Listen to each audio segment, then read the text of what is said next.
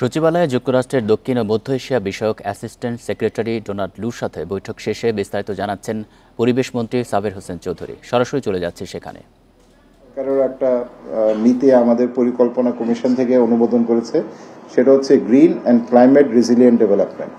অর্থাৎ আমাদের বর্তমানে আমাদের যে উন্নয়নের যে কৌশলগুলো আছে তার মধ্যে আমরা কিন্তু আমাদের এই গ্রিন সেক্টরকে আমরা জোর দিব, এটার উপর আমরা জোর দিচ্ছি। সুতরাং সেখানেও তারা সহযোগিতা করতে পারে। তো আমি মনে করি এটা একটা প্রোডাক্টিভ একটা ডিসকাশন হয়েছে, একটা ফলপ্রসূ ডিসকাশন, এবং এটার ভিত্তিতে আগামীতে হয়তো আমরা বসে সুনির্দিষ্টভাবে কোন কোন জায়গায় আমরা আমাদের সহযোগিতা আরো কার্যকরভাবে করতে পারি। এবং সবকিছুর পেছনে তারা যেটা বলেছে তাদের দিক থেকে যে সরকারের পর্যায়ে তো একটা সম্পর্ক আছে, যেমন আমরা যদি আমাদের বাংলাদেশ ইউএস বাইল্যাটারাল রিলেশন দেখি, এটা সরকারি পর্যায়ে আছে। আমাদের সেনাবাহিনীর অনেকে হয়তো সেখানে প্রশিক্ষণের জন্য যায়, এখানে পাবলিক সেক্টর ইনভেস্টমেন্ট আছে। তবে তারা চাচ্ছে এমন প্রকল্প নেয়ার জন্য যার মাধ্যমে মানুষ একেবারে প্রান্তিক পর্যায়ে সরাসরি যেন তারা বেনিফিটেড হয়। অর্থাৎ তাদের যে ইনভেস্টমেন্ট আগামীতে হবে বা তারা যে পরিকল্পনাগুলো গ্রহণ করবে, এটা যেন প্রান্তিক পর্যায়ে মানুষকে এটা সাহায্য করে, বিশেষ করে যারা জলবায়ু পরিবর্তনের ক্ষেত্রে সবচেয়ে বেশি ক্ষতিগ্রস্ত, তাদের বিষয়টাকে আমরা মাথায় আনবো।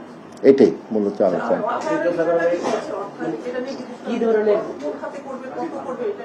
না, আমরা কোনো অঙ্ক নিয়ে এখানে আলোচনা হয়নি। তবে আমরা এটা ছিল আমার মনে হয় একটা নির্দিষ্ট করা যে আগামী দিনে আমরা কিভাবে সামনের দিকে এগিয়ে নিয়ে যাব। এটা তো আর একটা মিটিংয়ে বা একটা সভায় হয়ে যায় না। সুতরাং এখানে আমি যেটা বলবো যে আজকের এই সভার পর আমরা বলতে পারি যে আমরা দুজনেই কিন্তু অ্যালাইনমেন্টে আছে, আমাদের দুজনের অবস্থান অভিন্ন। আমরা এই কাজগুলি করতে চাই, সেটা আমাদেরও অগ্রাধিকার, তাদেরও প্রায়োরিটি। এখন সেটাকে আমরা কিভাবে বাস্তবায়ন করব এবং বাস্তবায়নের কৌশলটা কি থাকবে, কি পরিমাণ সেখানে সহযোগিতা আমরা পেতে পারি এবং এটার মূল্যায়নটা আমরা কিভাবে করব, এই বিষয়গুলো আমরা পরবর্তীতে নির্ধারণ করব।